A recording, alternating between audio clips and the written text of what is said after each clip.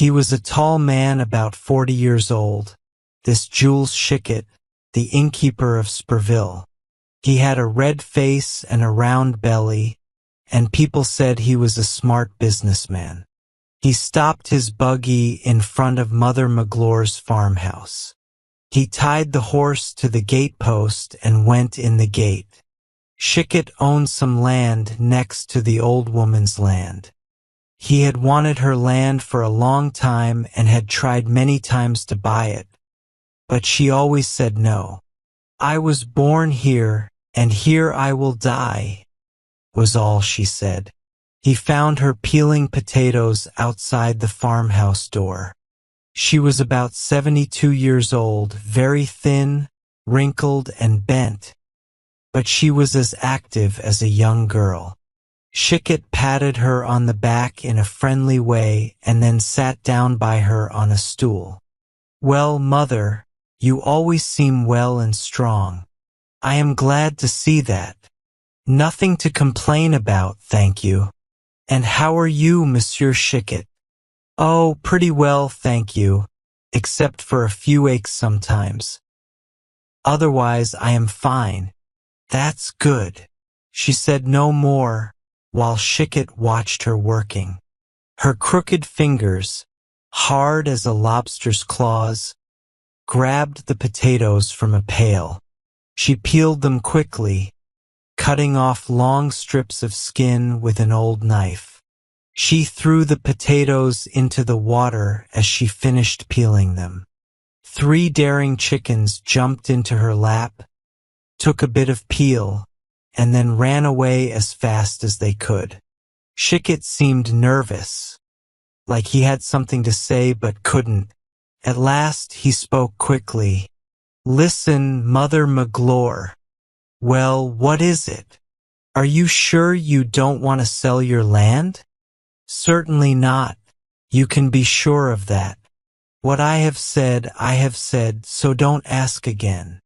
"Very well. Only I think I know a way that could be good for both of us." "What is it?" "Just this. You will sell it to me and keep it at the same time." "You don't understand?" "Okay. Follow me in what I am going to say." The old woman stopped peeling potatoes and looked at the innkeeper closely, and he went on. "Let me explain. Every month I will give you 150 francs. Do you understand? Every month I will come and bring you 30 crowns, and it will not change your life at all. Not at all. You will have your home just as you have now. You don't have to worry about me, and you will owe me nothing. All you will have to do is take my money. Will that work for you?" He looked at her kindly, almost like he wanted to help, but the old woman looked back with distrust, as if she thought it was a trick, and said, "It seems okay for me, but it will not give you the farm." "Don't worry about that," he said. "You can stay here as long as God lets you live. It will be your home. Only you will sign a paper with a lawyer saying it is mine after you die. You have no children, only nephews and nieces you don't care about. Will that be good for you? You will keep everything during your life, and I will give you the 30 crowns a month. It is all good for you." The old woman was surprised, a bit uneasy, but still very tempted to agree, and answered, "I don't say that I won't agree to it, but I must think about it. Come back in a week and we will talk again, and I will then give you my final answer." And Schickett went off as happy as a king who had won a kingdom. Mother Magloire was thoughtful and did not sleep at all that night. For 4 days she was very unsure. She thought there might be something bad in the offer for her, but then the thought of 30 crowns a month, all those coins falling into her apron like from the sky, made her very greedy. She went to the notary lawyer and told him about it. He told her to accept Shiket's offer, but said she should ask for 50 crowns a month instead of 30, because her farm was worth 60,000 francs at the lowest count. If you live for 15 years longer, he said. Even then he will only have paid 45,000 francs for it. The old woman trembled with joy at the idea of getting 50 crowns a month. But she was still suspicious, fearing some trick, and she stayed a long time with the lawyer asking questions without deciding to leave. At last, she told him to draw up the paper and went home with her head spinning, just as if she had drunk 4 jugs of new cider. When Shiket came again to get her answer, she said, after a lot of talking, that she could not decide to agree to his offer, though she was all the time worried he would not agree to give the 50 crowns. But at last, when he kept asking, she told him what she wanted for her farm. He looked surprised and disappointed and said no. Then, to convince him, she began to talk about how long she might live.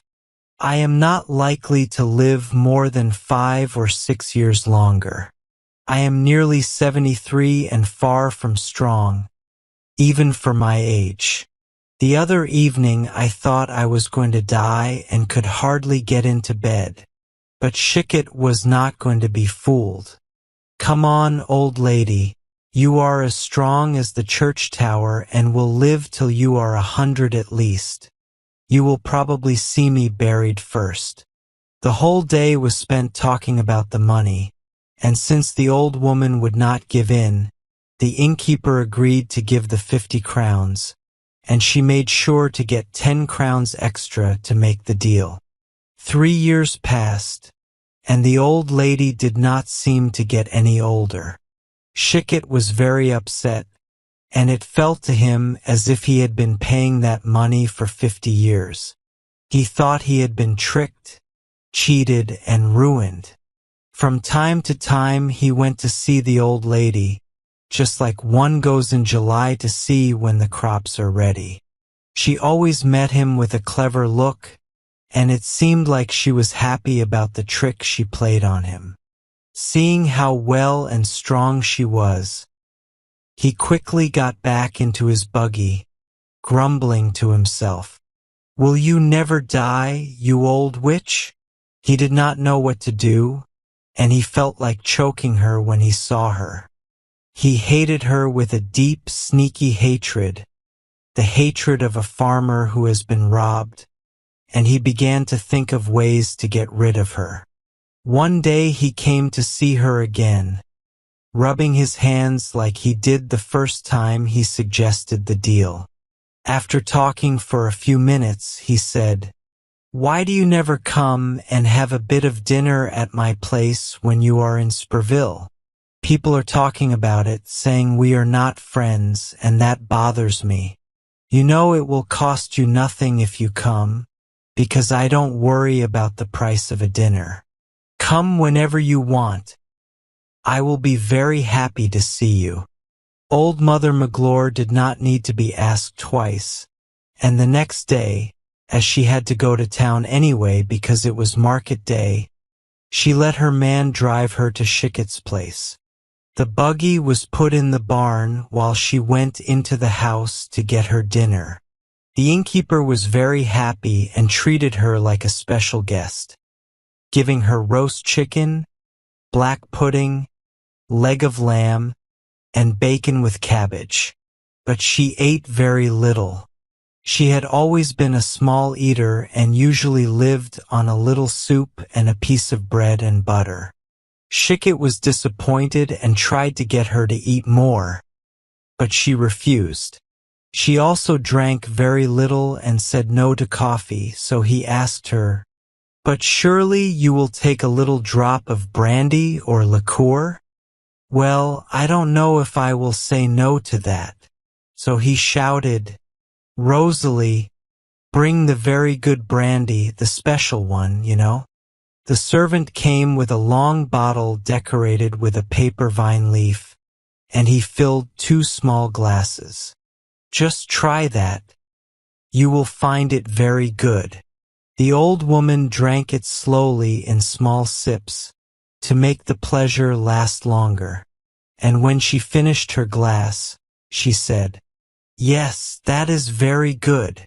Almost before she had said it, Shikit had poured her another glass. She wanted to say no, but it was too late, and she drank it very slowly, just like the first one. He asked her to have a third glass. She did not want to, but he insisted. "It is as mild as milk, you know. I can drink 10 or 12 glasses without any problem. It goes down like sugar and does not make you dizzy. It feels like it disappears on the tongue. It is the best thing you can drink."